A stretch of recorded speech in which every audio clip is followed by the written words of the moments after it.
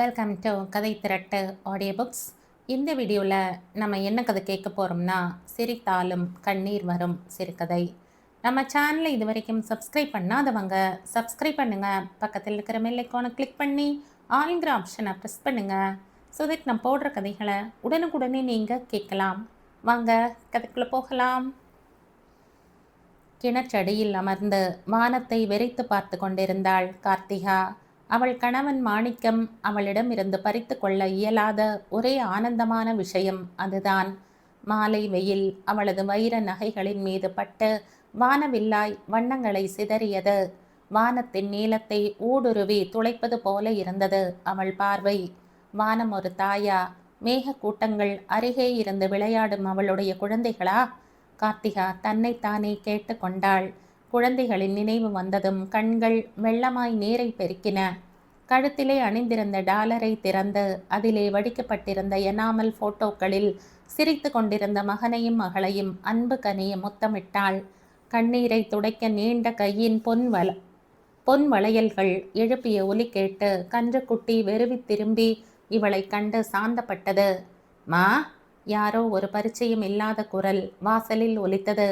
எழுந்து போ, யார் என்று பார்க்கலாமா என ஒரு கணம் நினைத்தாள் கார்த்திகா. அந்த ஆடம்பரமான பங்களாவில் வேலைக்கு இருக்கிற 10-12 பேர்களில் எவராவது விசாரிக்கட்டுமே என்று சலிப்போடு அங்கேயே உட்கார்ந்து கொண்டாள். சமையற்காரன், அவனுக்கு உதவியாள், சலவைக்காரன், டிரைவர்கள் 2 பேர், தோட்டக்காரன், காவல்காரன், எடுப்பிடி ஆட்கள், எப்போதும் வீட்டோடு இருப்பவர்கள். பங்களாவின் முன் அறையில் மேனேஜர் பூபதியும் புதிதாய் வேலைக்கு வந்த இளம்பெண் மாலாவும் மாணிக்கத்தின் பல்வேறு தொழில்களை பற்றிய கணக்கு வழக்குகளில் மூழ்கி போயிருப்பார்கள். மா, சமையல்காரன் ஈஸ்வரனின் குரல் ஒலித்தது. என்ன என்பது போல தலையை உயர்த்தி அவனை பார்த்தாள் அவள். பார்வை மாட்டுக்கொட்டிலில் தாய் பசுவை நோக்கி தாவியபடி இருந்த கன்றின் மீது பதிந்தது. கன்றை அவிழ்த்து விட்டாள். அது ஆனந்தமாக தாயின் மடியினை சுவைக்க ஆரம்பித்தது. தாய் பசுவின் முகத்தில் எல்லையற்ற திருப்தி குடிகொண்டது போல தோன்றியது கார்த்திகாவுக்கு. பால் கறக்க முருகன் வருவதற்கு முன்பே அவள் கன்றுக்குட்டியை அவிழ்த்து விட்டு விட்டதை ஆச்சரியத்தோடு பார்த்தான் ஈஸ்வரன். வீட்டின் உள்புறம் திரும்பி முருகா, முருகா என்று அழைத்தான். புடிங்கம்மா கண்ணுக்குட்டிய, பால் கறந்துட்டு அப்புறமா விடலாம். கார்த்திகா அதை காதில் வாங்கி கொள்ளாதவளாய் நின்றாள்.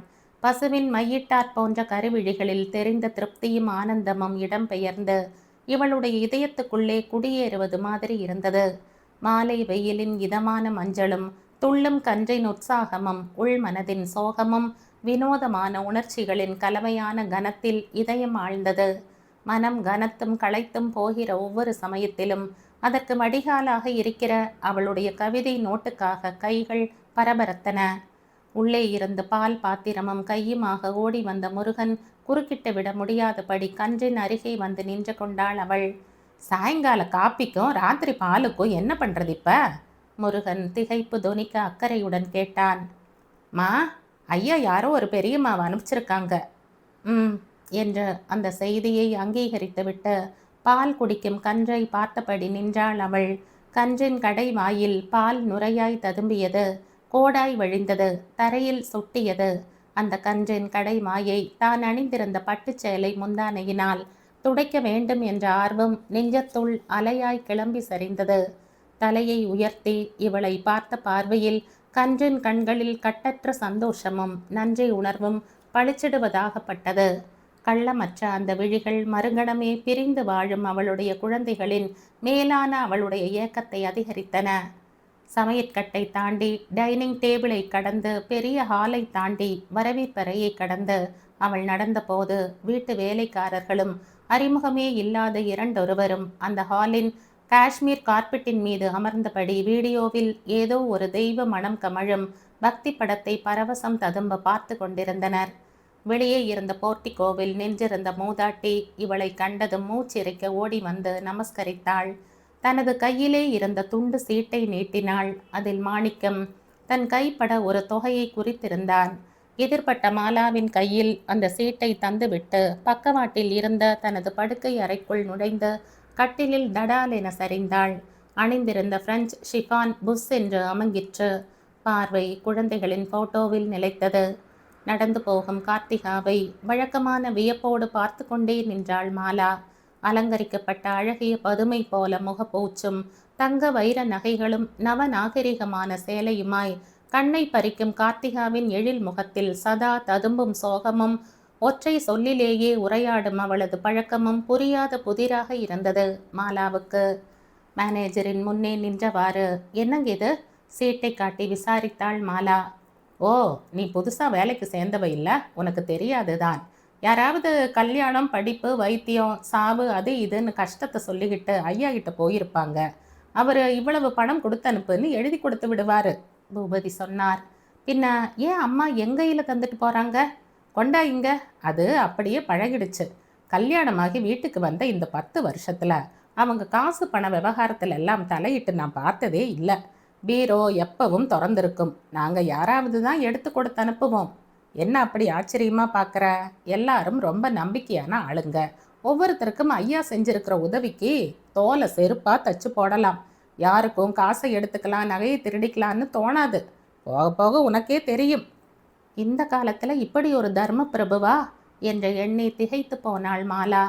நல்லா இருக்கணும் அந்த மகாராஜா. புள்ள குட்டி பெண்டாட்டி எல்லாம் 100 வயசுக்கு நல்ல ஆயுசோட ஆரோக்கியத்தோடு இருக்கணும். பணத்தை பெற்றுக்கொண்ட கிழவி கைகளை குவித்தபடி மனமுருகி சொன்னாள். அம்மாவா? அவங்க உள்ள பிஸியாக இருக்காங்க, போயிட்டு வர சொன்னாங்க. பத்திரிக்கை அனுப்புங்க, முடிஞ்சா வருவாங்க. கார்த்திகா அசைவற்று படுத்து கிடந்தாள். மனது பெங்களூர் கான்வென்ட்டிலே படித்து கொண்டிருக்கிற 2 குழந்தைகளையும் நினைத்தது. கண்ணீர் பெருகிற்று. தனது ஒரே துணையான கவிதை நோட்டை எடுத்து மனதின் பாரத்தை இறக்க துவங்கினாள் அவள். ஒரு குழந்தையை எடுப்பது போல பிரியத்துடன் அந்த நோட்டை எடுத்து புரட்டினாள் அவள். அவளே ரசித்து கொள்ளும்படியான நல்ல கவிதைகள். மனதின் தனிமை சுமை லேசாக சுழல்வது போல இருந்தது. திருமணமான சில வாரங்களிலேயே அவனை ஓரளவு புரிந்து கொண்டாள் அவள். அவனுக்கு தேவை சதா காலமும் அவனை சுற்றி இருந்து கொண்டு துதி பாடுகிற கூட்டம். எங்கேயோ எப்போதோ வாங்கிய அடியில் அவன் மனம் முடமாகி விட்டிருந்தது. தன்னை சார்ந்திருக்கிற கூட்டத்திலே ஒரு ஊன்றுகோலை கண்டது. அவனுடைய ஊனத்துக்கு குடும்பம், மனைவி, குழந்தைகள், பாசம் எல்லாமே பலியாகின. சங்கர் கிட்ட இருந்து லெட்டர் வந்திருக்கு. பாவம், அந்நிய தேசத்துல மாட்டிக்கிட்டு காசு இல்லாம தவிக்கிறான். பணம் கொஞ்சம் அனுப்புங்க, யாசித்தன அவள் வார்த்தைகள். அதெல்லாம் ஒன்றும் தேவையில்லை. இவன் ஒருத்தன் செத்தா ஊரெல்லாம் எலும்பாயிடாது. என்னங்க இது? முன்ன பின்ன தெரியாதவங்களுக்கெல்லாம் ஆயிரக்கணக்கில் அள்ளி தர்றீங்க. சங்கருடைய அப்பா உங்களை தூக்கி வளர்த்துன்னு வருங்க. அவரோட ஒரே மகன் இப்படி கஷ்டப்படும் போது வாயை மூடு. யாருக்கு கொடுக்கணும், எப்போ கொடுக்கணும்னு எனக்கு தெரியும். வார்த்தைகள் அவளை மூர்க்கமான சாட்டைகளாய் அரைந்தன. அவன் யாருக்கு கொடுப்பான் என்பது அவளுக்கு கொஞ்ச நாளில் புரிந்தது. யாருக்கு பணம் கொடுத்தால் ஏராளமான பேருக்கு தெரிய வருமோ அத்தகையவர்களுக்கு மட்டுமே கொடுத்தான். ஏழைகளின் சிரமம் கண்டு மனம் இறங்கி கருணை கொண்டு வாரி வழங்கவில்லை. சுய விளம்பரத்துக்காக வள்ளலாய் நடித்தான். தான் பிரபலமானவனாய் இருக்க வேண்டும். ஏற்கனவே பிரபலமானவர்கள் தன்னுடன் நெருங்கி பழக வேண்டும். இந்த 2 சக்கரங்களில் தான் அவனுடைய வாழ்வு என்னும் வாகனம் நகர்ந்தது. கார்த்தி, குற்றாலம் போறோம், 3 நாள் தங்க போறோம், ஏற்பாட்டோடு இரு. அவளுடைய மனம் ஆனந்தப்பட்டது. முதல் முறையாக அவனோடு வெளியூர் போகப் போகிறாள். குற்றாலநாதரின் கருணையால் அவன் மனதின் மூடம் நீங்கும், மாசுகள் அகலும். இந்த அடி வருடிகளின் கூட்டத்தில் இருந்து அவன் தனித்திருக்கும் வேளையில் வாழ்க்கையை எப்படியெல்லாம் வாழக்கூடாத விதங்களிலே வாழ்ந்து அவன் நாட்களை பாழாக்குகிறான் என்பதை மெல்ல மெல்ல அவனுக்கு உணர்த்த வேண்டும். அவனிடம் பேசுவதற்கான வாக்கியங்களை அவள் அதிஜாக்கிரதையாக மனதிற்குள்ளாகவே தயாரித்தாள். உள்ளூரிலே இருக்கிற பெரிய அதிகாரி ஒருவரின் பெயரை சொல்லி அங்க விடுப்பா வண்டிய என்றான். அந்த தம்பதிகள் தங்கள் குடும்பத்துடன் காரில் ஏறியதும் இவளது கனவுகள் நொறுங்கின. நீர்க்குமிழிகளாய் சிதைந்தன. அறிவு இருக்கா உனக்கு? காலேஜுக்கு போய் படிச்சுட்டா போதாது. அந்த ஐயாவால நம்ம கம்பெனிக்கு எவ்வளவோ சௌகரியம் பண்ணி தர முடியும். பைத்தியக்காரி மாதிரி பேசாத. நீ என் கூட தனியா ரூம்ல எல்லாம் தங்க முடியாது. சுத்த வெக்கங்கிட்டவளா இருக்கியே. அவர் ஃப்ரெண்ட்ஸ் எல்லாம் வந்திருக்காங்க. ஆம்பளைங்கன்னா அப்படித்தான். சீட்டாடுவோம், தண்ணி அடிப்போம். உன்னோட உபதேசம் எனக்கு தேவையில்லை. நீ அந்த அம்மா கிட்ட சிநேகிதமாக்கிக்கிற வழியை பாரு. அவங்க வீட்டு குழந்தைகளோட ஒட்டிக்க. கார்த்தியின் முகத்தில் விரக்தி புன்னகையாய் படர்ந்தது. என்னுடைய சொந்த பிள்ளைகளை அள்ளி அணைச்சிக்க வழி இல்லை. யாரோ ஒருத்தரோட குழந்தைகளை நான் சீராட்டணுமா? நீ ரொம்ப லக்கிடி. தங்கை லதா அடிக்கடி சொல்லும் சொற்கள் நினைவில் அலையாய் மோதின. எவ்வளவு புடவை, நினைக்கிற நகைங்க. ஹாலில் யாரோ ஒரு பெரிய மனிதர் குடும்பத்துடன் அவன் சுபாவமாய் சிரித்து கலகலத்து கொண்டிருந்தான். எதையும் எதிர்பார்த்து செய்கிறவன் இல்லைங்க இந்த மாணிக்கம். போக போக உங்களுக்கே தெரியும். சொன்ன நம்ப மாட்டீங்க. காசியில அந்த ஜரிகை புடவையை வாங்கும் போதே என் பொண்டாட்டி இது அந்த அம்மாவுக்கு நல்லா இருக்கும்னு சொல்லியே தான் வாங்குச்சு. அவளுக்கே கட்ட மனம் வராத அவளுக்கே மிகவும் பிடித்த புடவையை கொடுத்து, இந்தா நீயே எடுத்து கொண்டு போய் கொடு, நான் கொடுத்தா நல்லா இருக்காது, மூஞ்சியை தொங்க விட்டுக்கிட்டு போகாம கொஞ்சம் லட்சணமா சிரிச்சபடி தான் போறது என்றான் அதட்டும் குரலில். வாழ்க்கை எதிர்பாராத திருப்பங்களிலும் வளைவுகளிலும் புரண்டது, சரிந்தது. அதை சரியான பாதைக்கு திருப்ப முயன்ற போதெல்லாம் முரட்டு குதிரையாய் கீழே தள்ளி மிதித்தது. என்னடி எழுதுற, கவிதையா? கொண்டா பார்ப்போம். துணையாய், உறவாய், சிநேகிதமாய், பொக்கிஷமாய் பாராட்டி வந்த கவிதை நோட்டு கண் எதிரே சாம்பலானது. மனவீணையின் தந்தி பட்டென்று அறந்தது. மூளைக்குள் நாளம் ஒன்று வெடித்தது. இதயத்துக்குள் எரிமலைகள் கனஞ்சன. அவள் செயலற்று உறைந்து போனாள். இந்த பாரு, உங்க அப்பா என்ன எடுப்பார் கைப்பிள்ளைன்னு நினைக்கிறானா? வரிசையா பொட்டச்சிங்களா பெத்து வச்சுக்கிட்டு பேச்சு வேற பேசுறா. பணம் எதனா வேணும்னாலும் கேட்க சொல்லு, எவ்வளவு வேணும்னாலும் வாங்கி சொல்லு. எனக்கு புத்திமதி சொல்றேன்னு கிளம்பினா நடக்கிறதே வேற என்றான். ஏண்டி, நீ எல்லாம் கற்பனை கூட பண்ண முடியுமா? மந்திரி பொண்டாட்டியோட டார்ஜிலிங் போக போற. கார்த்திகாவின் உடலில் அச்சம் மின்னலாய் நெளிந்தது. சங்கடத்துடன் சொன்னாள். அதுக்கு இல்லைங்க, ஹாஸ்டல்ல இருந்த பிள்ளைங்க லீவுக்கு வருதுங்க. வருஷம் பூரா அங்கேயே தானே இருக்குதுங்க. தாய்மை பரிதவித்தது. பாசத்தை வெளிப்படையாக காட்டக்கூட பயந்தது. அவனது குரூரமும் வக்ரமும் எப்படி வடிவம் கொள்ளுமோ என அஞ்சியது. ஊரில் இருந்து வந்த தன் பெற்றோரிடம் சொல்லி கொண்டிருந்தான். எப்ப பார்த்தாலும் ஊர் சுத்திக்கிட்டே இருக்கணுங்கிறா. பசங்க வந்தா நீங்க ஊருக்கு கூட்டிட்டு போய் பார்த்துக்கங்க. இங்க பாரு, மந்திரி பொண்டாட்டியோட இருக்கிறோம்னு நீ பாட்டுக்கு கண்டதையும் தின்னு வைக்காத. உடம்பு பெருத்து அசிங்கமா போனேன்னா வெளியே வாசல்ல இறங்கவே விடமாட்ட. அவளது தோளில் அடித்துவிட்டு அவன் பாட்டுக்கு பேசிக்கொண்டே போனான். தன் மேல் ஊர்ந்த அவன் பார்வையை சந்தித்த போது அவள் கூசி போனாள். தலை குனிந்தவாறு நின்றவளின் குரல் கலங்கிற்று. என்ன உங்க பொண்டாட்டியா, உங்க பிள்ளைங்களுக்கு அம்மாவா நடத்துங்க. அவள் விம்மலுக்கிடையே சொன்னாள். இப்ப என்னடி நடந்துச்சு? என்னமோ படிச்சவங்கிற, பாட்டு எழுதுவேங்கிற.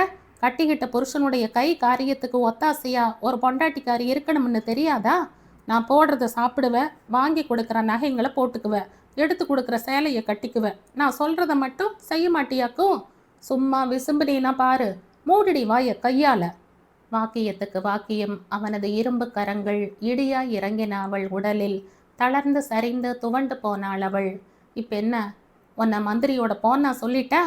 அவள் காதை பொத்தி கொண்டாள். குரூரமான அவனது முகத்தை பார்க்க முடியாதவளாய், வார்த்தைகள் வாரி இறைத்த நெருப்பை தாங்க முடியாதவளாய், ஒன்றுமே நடக்காதது போல வரவேற்பறையில் அவன் மந்திரியின் குடும்பத்தாருடன் பேசி கொண்டிருந்தான். உங்களுக்கு தேவையான கேசட்டுங்களை எடுத்துக்கங்க தம்பி, உங்களுக்கே தான். இங்கே யாரு கேட்குறாங்க, யாருக்கு நேரம் இருக்குது? அவள் கேட்டு கேட்டு ரசித்து கரைந்து போய் மகிழ்ந்த பாட்டுக்களை பார்த்து பார்த்து ரெக்கார்டு செய்து வைத்திருந்த கேசட்டுகளை எடுத்து கொடுத்து கொண்டிருந்தான். அவளுடைய பிரியத்துக்குரிய புத்தகங்களும் புடவைகளும் கூட அப்படித்தான் காணாமல் போயின. என்ன வாயில் புடவையை கட்டிக்கிட்டு புல்லாட்டம் செயினை போட்டுக்கிட்டு நிற்கிற? உன்னுடைய வைராகியத்தை எல்லாம் அப்புறமா காட்டு. இப்போ கோடீஸ்வர மில் ஓனர் மாணிக்கத்தோட பொண்டாட்டியா லட்சணமா நகை நட்டோட நாகரிகமாக புறப்படு. அவளுடைய உள்ளம் இரத்த விழாரலால் வலித்தது. துணி உரசிய இடங்களில் உடம்பு நொந்தது. கை காயத்தில் சென்ட் பட்டு எரிந்தது. சிறுடி சனியன, ஆழுமூஞ்சியை கட்டிக்கிட்டு எழவா போச்சு என்றான் அவன். அவள் காதுக்கு அருகே வந்து புன்னகை மாறாத முகத்துடன். காரில் ஏறி உட்கார்ந்ததும் குழந்தைகளுக்கிடையில் உட்கார்ந்திருந்த மந்திரியின் மனைவி சொன்னாள். மாணிக்கம், உங்க பொண்டாட்டி எவ்வளோ அழகு! அடே எப்பா, என்ன நேரம், என்ன உடம்பு! ரொம்ப அதிர்ஷ்டக்காரருங்க நீங்க என்றாள். தட்டு சுற்று வேட்டியும் கதர் சட்டையுமாக புது நிறத்தில் வெகு சாதாரணமான தோற்றத்துடன் நின்ற மாணிக்கம் அடக்க ஒடுக்கமாக புன்னகை புரிந்தான். கார்த்திகாவிடம் சொன்னாள். நீங்க கூட ரொம்ப அதிர்ஷ்டம் பண்ணவங்க தான். இவ்வளவு அன்பா, நல்ல குணமா, சிம்பிளா, பணப்பெருமை இல்லாத கோடீஸ்வரன் எங்க கிடைப்பாரு? ஒரு நாள் விருந்துக்கு வர்ற எங்ககிட்டயே இவ்வளவு பாசமா உசுரா இருக்கிறாரு. உங்களை எப்படி வச்சிருப்பாருன்னு கேட்கணுமா? அதனால தான் கல்யாணமாகி 10 வருஷம் ஆகியும் புத்தம் புதுசா பூவாட்டமா இருக்கீங்க. என்ன பாருங்க, கல்யாணமாகி 4 வருஷத்துல குந்தாணி ஆட்டமா? வாக்கியத்தை முடிக்கும் முன்பே கடகடவென்று பெரும் குரலில் சிரித்தாள். அந்த சமயத்தில் வேறு எதையோ நினைத்து கொண்டு விரக்தி பொங்க கார்த்திகாவும் சிரித்தாள். இதோடு இந்த கதை முடியுது. இந்த கதை உங்களுக்கு பிடிச்சிருந்தா லைக் பண்ணுங்க, ஷேர் பண்ணுங்க, சப்ஸ்கிரைப் பண்ணுங்க. மற்றும் ஒரு இன்ட்ரெஸ்டிங்கான கதையோட அடுத்த வீடியோவில் சந்திப்போம். பாய். தேங்க்யூ.